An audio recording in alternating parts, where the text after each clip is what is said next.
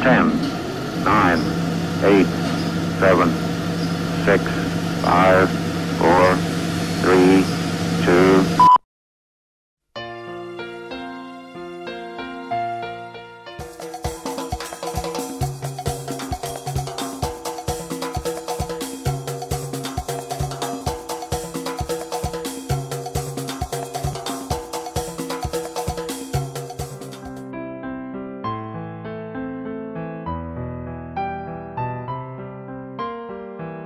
บินไฟฟ้ามิกละบินตัวเก้ายังกระจายแบบนี้ได้ดีเนาะไม่นี่กับค่าประซูมิก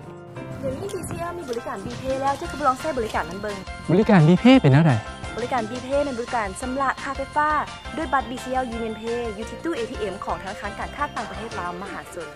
วิธีการในการจ่ายเพียงแต่ปฏิบัติตามขั้นตอนที่แสดงอยู่หน้าจอตู้ ATM ก็สำเร็จแล้วอย่าลืมมาบินไฟฟ้าไปนำเด้อโอ้ขอบใจหลายเด้อวันนี้กับบริคิดยากเรื่องกับชำระค่าไฟฟ้าแล้ว